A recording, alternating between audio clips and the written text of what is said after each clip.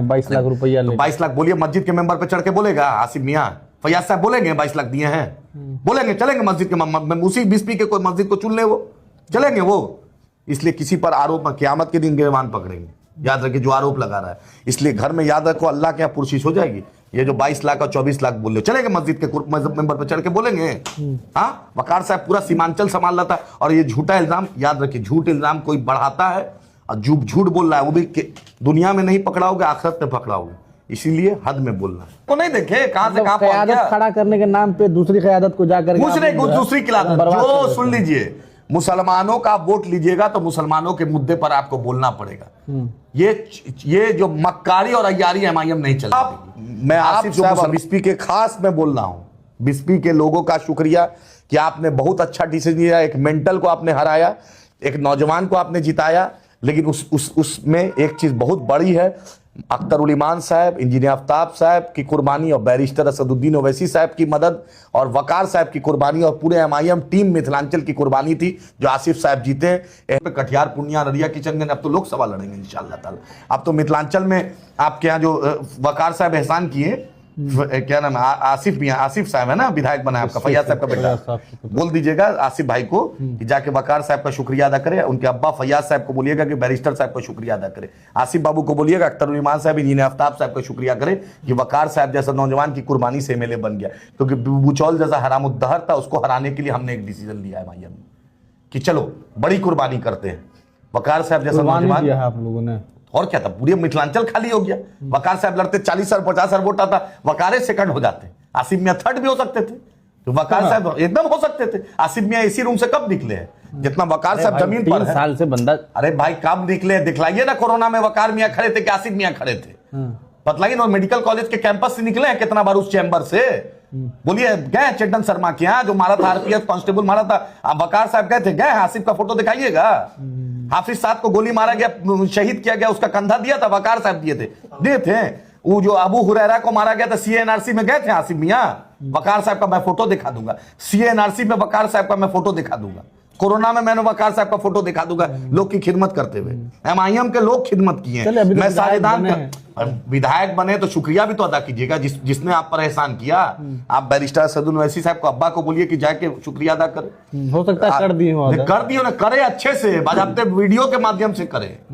आसिफ बाबू अख्तर साहब से मिल के करे, वकार साहब के घर जाए दोनों बाप बेटा कि हाँ वकार साहब आपने खिदमत किया है। मैं जिस भरोसे से बिस्पी की आवाम ने दिया है, पाल के रखे, उम्मीद नहीं पाली, एहसान है, सच्चाई है। बिस्पी का कन कन बोलेगा ये बात, मधुबनी का जन जन बोलेगा ये बात, पूरा सुपड़ा साफ हो गया। आप हम नहीं लड़े तब आप बच गए। फातमी साहब का बड़बोलापन नहीं देखे, कहां से कहां पहुंचा दिया, नहीं देखा आपने? ललित यादव को नहीं देखे, कहां से कहां पहुंच गया। खड़ा करने के नाम पे दूसरी क़यादत को जाकर दूसरी क़यादत जो सुन लीजिए, मुसलमानों का वोट लीजिएगा तो मुसलमानों के मुद्दे पर आपको बोलना पड़ेगा। ये जो मक्कारी और अय्यारी एमआईएम नहीं चलने देगी। आप जो मुसलमानों का, दलितों का, पिछड़ों का, अगड़ों का, जिस जात का आप वोट लीजिएगा उस जात के मुद्दे पे बोलना पड़ेगा। फैयाज साहब को हम इज्जत करते हैं, मेडिकल कॉलेज खोले हैं वहां, यही हम उनसे उम्मीद करते हैं कि गरीब का इलाज करवाइए फ्री में, गरीब को जितना बेस्ट से बेस्ट सुविधा दीजिए। हम आपके साथ कंस्ट्रक्टिव साथ हैं, लेकिन गरीब के लिए आपको खड़ा रहना पड़ेगा। उद्योग धंधा नहीं बनाने देंगे मेडिकल कॉलेज को, ये याद रखिए। जिस बिस्पी की आवाम ने आपको मदद की, आसिफ साहब, हम आपकी इज्जत करते हैं, आवाम का मैंडेट है, लेकिन आपको जो बुचौल, जो असाथू में जो बुचौल जो वहां पे जो कर रहा था दलाली, हाँ आवासीय स्कूल, उसमें आसिफ साहब को मुद्दा उठाना पड़े, नहीं तो एमआईएम फिर मुद्दा उठाएगी। याद रखिए, वकार सिद्दीकी साहब के ऊपर 5 एमएलए है, अब 5 एमएलए के साथ दाएं में सदन के बाहर एक आदिल हसन है। याद रखिए, वक्फ के मुद्दे पर, स्कूल के मुद्दे पर, हॉस्पिटल सुधार के मुद्दे पर आपको आसिफ साहब आगे आना पड़ेगा। खाली फोटो खिंचा के सलाम और माला पहनने से हम नहीं होने देंगे। मिथिलांचल में इकलौता आप जीते हैं, पूरे मिथिलांचल के मुसलमानों की, मजलूमों की, दलितों की आवाज बनना पड़ेगा। जो नहीं बना, शाहीन साहब सोए हुए थे, मदरसा अजीजिया जला चुप थे, अब पेंशन लेंगे। ललित यादव मुसलमानों के मुद्दे पे नहीं बोलते थे, पेंशन लेंगे। भोला यादव नहीं लेते थे, पेंशन लेंगे। सिद्दीकी साहब तो चलिए एमएलसी वाला भी तनख्वाह लेंगे।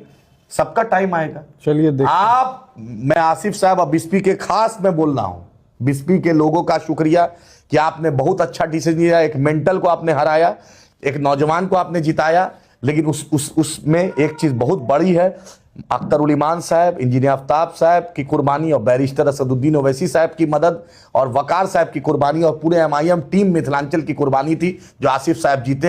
एहसान को भूलिएगा नहीं, जनता बहुत समझदार है। वकार साहब ने जो फैसला लिया, जो अख्तर उल ईमान साहब, इंजीनियर आफ्ताब साहब और बैरिस्टर साहब ने फैसला लिया, उन्होंने मिल्लत में क़यादत को जिताने के लिए आरोप दिया। लगा दिया आप लोगों के ऊपर के भाई डील कर लिए हैं 22 लाख रुपया लेके। 22 लाख बोलिए, मस्जिद के मेंबर पे चढ़ के बोलेगा आसिफ मियां, फैयाज साहब बोलेंगे 22 लाख दिए हैं? बोलेंगे? चलेंगे मस्जिद के उसी बिस्पी के कोई मस्जिद को चुन ले, वो चलेंगे वो? इसलिए किसी पर आरोप, क़यामत के दिन गिरबान पकड़ेंगे, याद रखिए, जो आरोप लगा रहा है। इसलिए घर में याद रखो, अल्लाह के यहाँ पुरशिश हो जाएगी। ये जो 22 लाख और 24 लाख बोल रहे, चलेंगे मस्जिद के मेंबर पे चढ़ के बोलेंगे? हाँ, वकार साहब पूरा सीमांचल संभाल रहा था। और ये झूठा इल्जाम, याद रखिए, झूठ इल्जाम कोई बढ़ाता है और झूठ बोल रहा है, वो भी दुनिया में नहीं पकड़ाओगे, आखिरत में पकड़ाओगे। इसीलिए हद में बोलना है।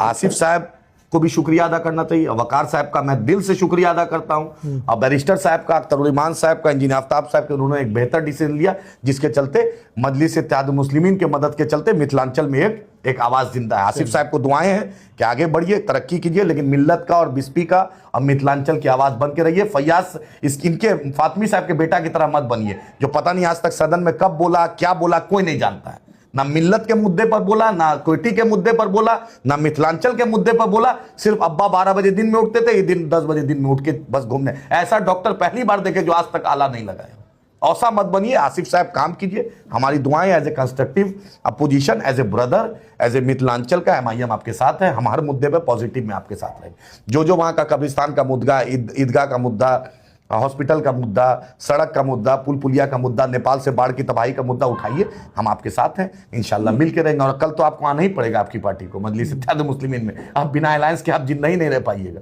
आपको दारुसलाम जाना ही पड़ेगा, अल्लाह ने चाहा तो। आपके जो हैं यहाँ पर लीडर ऑफ पोजीशन 25 MLA के